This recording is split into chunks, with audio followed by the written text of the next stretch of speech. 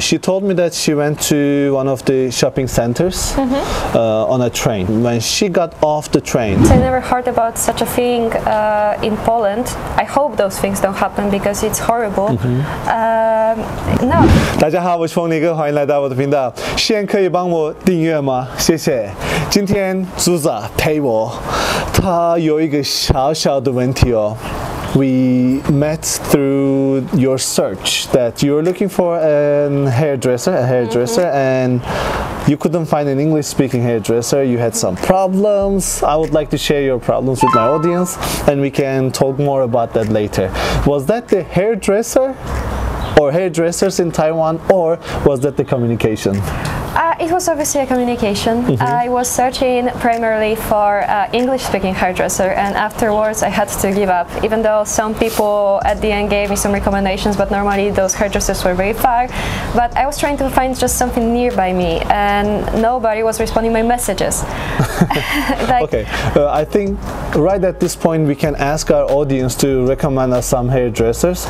If you know anybody who can speak English and communicate well with foreigners, please let us know in the comment section so we can help her a little bit. So in terms of communication, hair salons were not responding my messages, and this is for me very strange because you have a customer that is willing to pay, right? Why you don't respond his messages? Like a Google Translator exists, right? Yeah. But I just think that, as I said previously, people are scared of me. I don't know why, but it's like I'm not so scary, guys. Seriously. She's super sweet. She's super sweet, smart, and pretty, as you can see. Thank you. No, the thing is, I have the feeling that people are just a little bit afraid of foreigners. It's not even about communication, because to be honest, I don't mind to go to just Chinese-speaking hairdresser as long as he understands what I want. Like, if you know how to cut my hair, I don't mind. We don't need to talk during the process. So it would be enough if somebody just sends me a message like, okay, we don't speak English, but you can come over. People show us a picture. We are going to try to do as similar as it. Exactly. I don't know why there is such a problem with communication. Like, people, you don't need to be scared of foreigners. Foreigners are the guests here, and we really understand that you sometimes struggle to speak English. I think it's because they are shy and they don't want to take risk.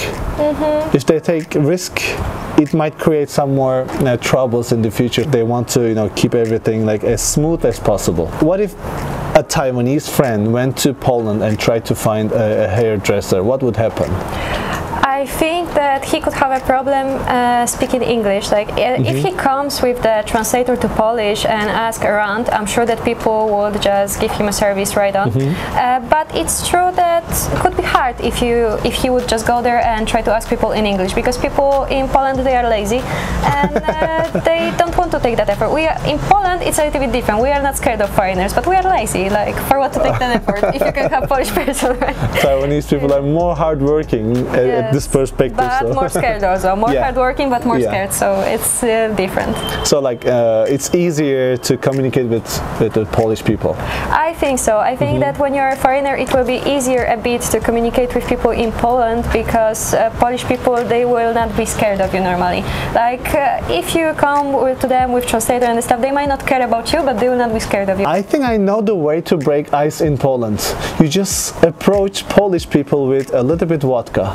Oh yes, that is the way to break ice. But what's your way to break ice in Taiwan? To be honest, my way to break the ice in Taiwan is just not giving up. I know, guys, that you're uncomfortable with me, but I'm still standing there. I'm not giving up. Doesn't matter how uncomfortable you are there, I will be there speaking to you as long as I don't receive what I want. I'm always getting what I want. If you want Taiwanese people to come to you, you can start looking like confused. Yes. Like you can be like, you can stare at your phone and look at somewhere, like random places. Look at your phone and look at random places. Somebody will come and try to help you. That's true. Try that. No, that's true. That actually, when I am searching for help, sometimes people are approaching me faster than I even think of asking someone for help. This is actually true. It's an interesting fact, but yeah, you are right. Like in Poland, people don't care. You can be there lost, you don't know what's happening, and people will not care as long as you don't go and bother someone. And here it's true that people are trying to make the life easier to foreigners. I noticed one thing. Taiwanese people are really good at English. They study well, they know all the grammatical rules and everything, but when it comes to practice practicing. They just don't want to make mistake, because I think at school, if I'm wrong, please share, and you can share your learning experience when it comes to schools and the teachers in the comment section. When they made mistakes, their teachers were kind of harsh to them at school. Like they blame them, friends laugh at them, like they are kind of discouraged to speak the language. How about in Poland? We study English as well at school, of course, but many people, they are not scared, they are more like lazy. It's always hard to speak foreign language. Even when you have a lot of vocabulary, it's always like an ice that you have to break. I'm not gonna show this video to any Polish people, because you call them lazy so many times. If you're Polish, don't watch.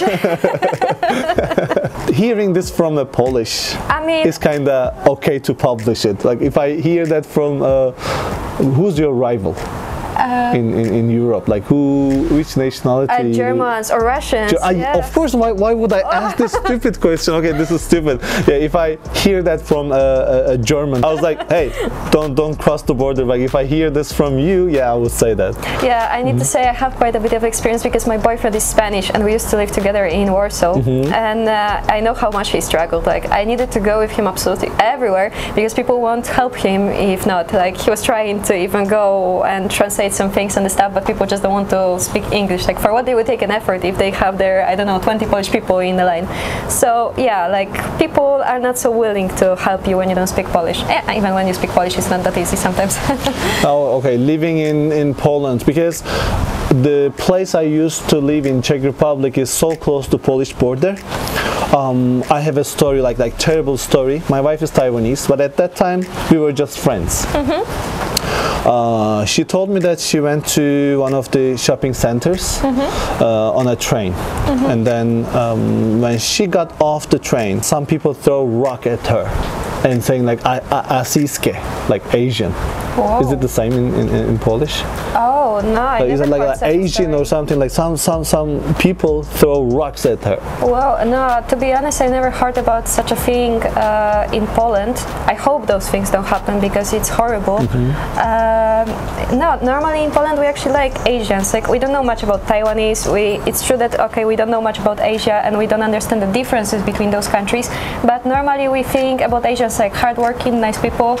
And I never heard about anything like that, so I'm sorry that it even happened. Yeah, like and she didn't even share this with me for years. Oh wow! Years later, she shared that with me. See, when I'm talking about that, my voice changes. Yes, that's horrible. I was like, why didn't you tell me? I could really find them and take police. I wouldn't do anything, because I don't know those kind of like going there alone as a foreigner. There is like not like another description of being stupid, but I would at least take police and then like get help and find those people. But she just didn't want to share this and then hide that from me for a long time, and I was like kind of angry at her at that time when I heard that, like you should have, you shouldn't just live with that. Of course, those kind of people should have consequences. Yeah, definitely. It should never happen in any civilized country, in any country. When I came to Taiwan, I didn't see anything but warmness, nice people, willing to help,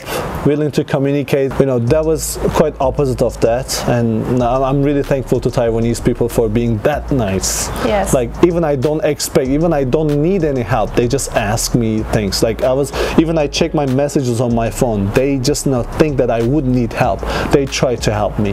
Like Taiwanese people are like super nice. After this hard story, it's really hard for me to continue. I have to say thank you for being in my video, sharing your smile, your positiveness, your vibe with my audience. I'm sure they appreciate that too. You guys, please don't forget to like, subscribe, and share your opinions with us. I would just like to say that it was a pleasure to talk to you, and it was a pleasure to speak up to you guys, and I'm very glad to be here in Taiwan, and I'm very glad that I could be listened by you all.